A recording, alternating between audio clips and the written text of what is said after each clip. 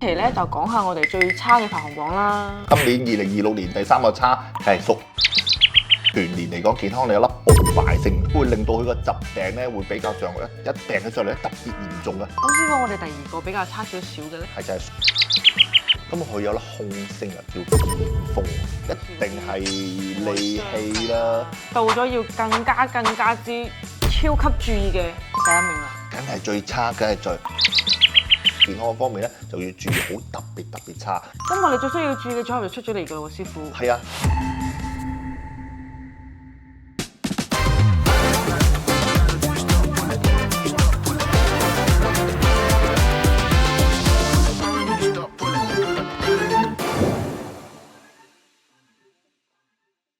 Hello， 大家好啊！今期我哋好開心請到呢個霧雲師傅同我哋拍呢個視頻嘅。大家好，我是沐儀。安林翻嚟。好啦，咁我哋今期都係我哋嘅運勢排行榜啦。咁我哋今期咧就講到我哋嘅健康啦。咁其實講到健康咧，大家最關心其實都係我會有咩問題，我會出現啲咩問題。咁不如我哋今期咧就講下我哋最差嘅排行榜啦。好啊，咁最好我哋唔使講啦。咁最好嘅係喂。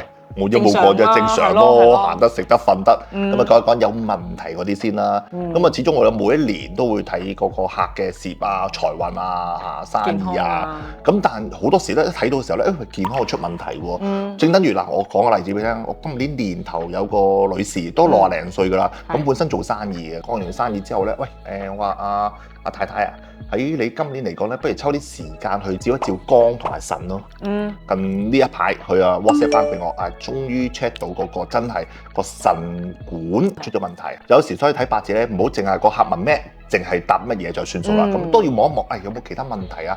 健康其實就係我哋嘅財富。係，因為所有嘅財富都要建立喺人身上。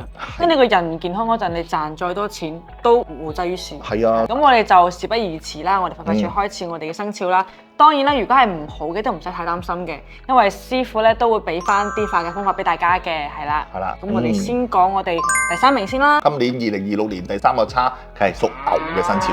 屬牛嘅生肖咧，整體嚟講咧，全年嚟講健康你有粒紅敗星，會令到佢個疾病咧會比較上一病起上嚟特別嚴重嘅，即係佢嚟得會特別快同埋急，同埋會嚴重性比較大啲嘅。因為成日做嘢方面咧，又會一做嘅時候咧，有種埋頭苦幹啊，飲食啊、作息時間啊，甚至乎係任何嘢咧都唔理啊，做晒為止，好容易有啲腸胃問題。屬牛人士今年啦如果做嘢嘅時候咧，記得停一停食飯時間就食飯，食完飯就先至再去繼續工作。其實都合理。另外就要注意下個精神健康啦。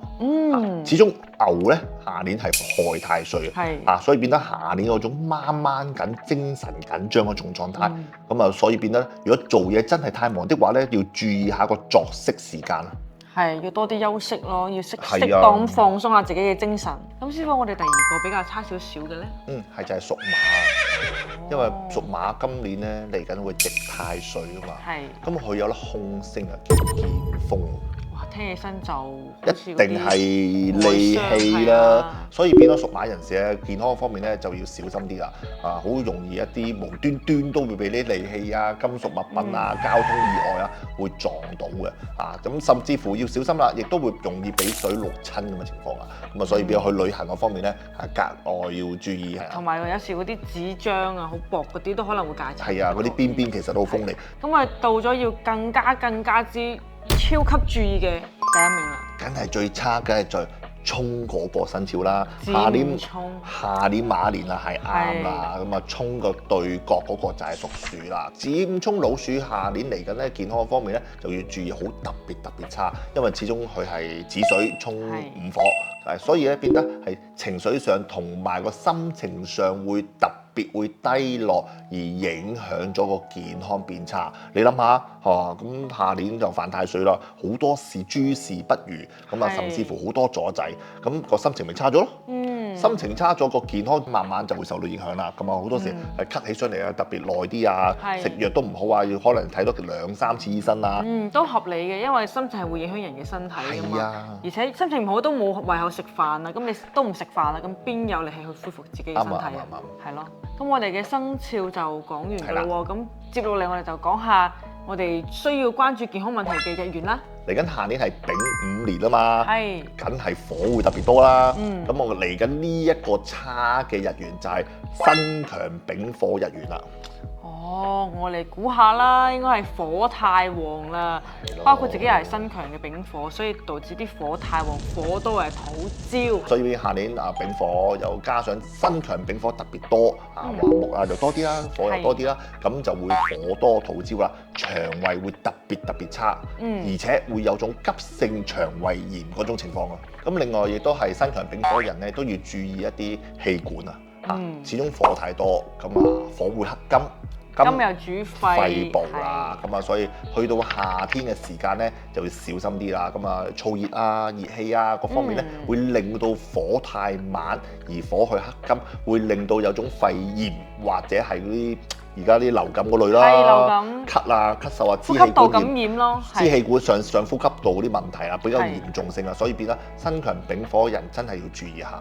咁我哋有冇辦法可以化解咧？都係要注意下飲食嗰方面啦。咁啊，夏天同埋秋天啲時間嚇，食翻啲溫和嘅，避免咗少食嘅煎炸辣燥熱嘅食物嚇，咁啊令到個腸胃比較上好啲，唔係的話咧，好容易有腸胃不適啊、胃酸倒流嘅問題㗎啦。同埋去出去咧，記得戴翻個口罩喎。如果係流感強嘅季節嘅話，咁就可以規避到自己感染咁嘅風險咯。係啊。咁好啦，咁我哋嘅丙火辛強嘅就要特別注意啦。咁到我哋而家排第二要注意嘅日元就係辛弱癸水日元嘅人啦。辛弱癸水我又嚟估下先。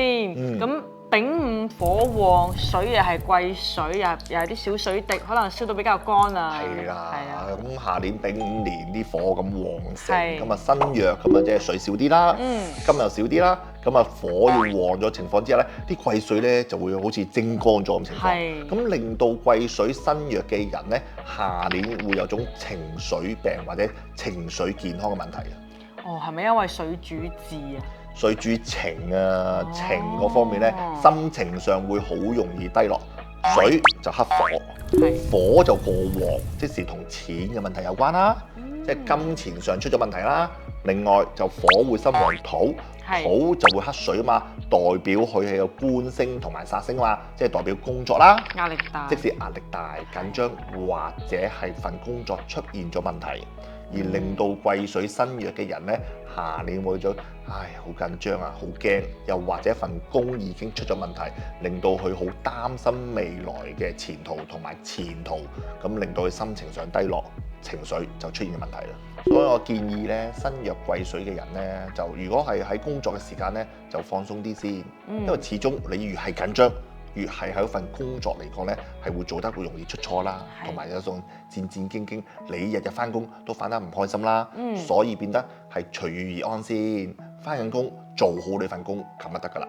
好，如果真係嗰份工作真係出咗問題啦，咁咪積極啲咯，正面啲咯，繼續揾新工作咯，所以變咗係大把機會嘅。如果環境轉變咗，其實係另一個機會嘅開始嚟嘅，所以辛弱癸水人唔需要太過擔心嘅。只要做嘅事係對得住自己努力就 OK 啦，問心無愧就 OK 噶啦。咁我哋而家就到咗我哋最要注意嘅一個日元噶咯喎。係啦，最後就係辛弱嘅月木人啊。辛弱月木點解咧？呢個我就諗唔明啦。你諗唔明啦，就因為辛弱嘅月木人木同埋水比較少啲啦。咁啊，如果火同埋呢個土會比較多啲咯喎。咁下年丙午年會係火會特別旺盛咯喎，咁佢木生火咯，咁啊火就會克翻啲金喎。咁令到係金咧嘅五行咧，令到關節啊、手腳啊同埋骨頭咧就會好容易有啲關節炎嘅問題。而且如果遇上一個辛金地支嘅辛金，辛金係有種同脊椎問題有關啊，所以變得下年做運動同埋係一啲高危嘅活動的話咧，就要小心啲啊，好容易脊椎受傷。哇！呢個批斷非常之犀利喎，師傅。係，好平少少聽咧。係啊，所以我哋辛弱嘅月木咧，一定要注意去做啲劇烈運動啦，跑步嗰啲啦，健身嗰啲啦，都要注意，唔好太過急同埋太快，同埋要注意安全，否則就好容易個動作唔好，咁又會受咗傷啦。一傷起上嚟，下年係會特別嚴重同埋會手尾長嘅情況嘅。咁我哋最需要注意嘅組合就出咗嚟㗎咯喎，師傅。係啊，就頭先我哋最差嘅生肖就係老鼠，同埋我哋嘅新月嘅月木。係啦，咁啊新月嘅日元係月木嘅人咧，下年又更加注意啦嚇，一來係沖太歲啦，而且咧就會係身體嗰方面咧又容易關節嘅問題啦。咁啊去到呢咁啊下年嘅時間啦，尤其是去到啊呢個5月啊，即係農曆嘅5月，新曆嘅6月嘅時間咧，又更加要注意啦。否則咁喺嗰個月份咧就會好容易搞意外啊、脊椎受傷啊、打波會容易拗柴啊咁嘅情況㗎啦。咁有冇咩辦法可以幫佢哋稍為化解一下？梗係有啦，去到下年嘅農曆5月，即係新曆嘅6月嘅時間，去捐血。俾金屬所傷嚇，一來啊流下啲血啦，咁啊可以係幫下人啦，咁而且喺呢個月份裏邊咧，去化解呢個流血事件的話咧，都可以避免嚴重嘅傷害嘅。哇，非常之好喎！呢個方法又可以幫助人哋啦，又可以令自己可以規避一啲風險啦，避免受傷啦。咁如果係新月嘅月木加埋又屬鼠咧，就一定要特別注意啦，係啦。咁我哋今期嘅健康就講完啦喎，其實唔止健康啦，之前我哋講咗3個咯，係啦，財運啦、姻緣啦、事業啦，都講咗㗎啦。咁啊4個版本。係啦，大家可以睇翻我哋之前嘅頻道啦。咁畢竟咧，呢個都係大趨勢嚟嘅。如果係有好有唔好咧，都唔緊要嘅。始終咧，成個八字都係睇翻成個盤先 OK 嘅。成個詳細分析比較好啲嘅。係啦，咁我哋連關張紙啦。如果大家想要更加精準嘅預測同埋想要出吉避凶啦，都可以添加翻我哋 WhatsApp，然後我哋嘅小助理揾師傅幫你定製一個專屬於你嘅年度運程。咁我哋下期再見啦，好嗎？好，拜拜。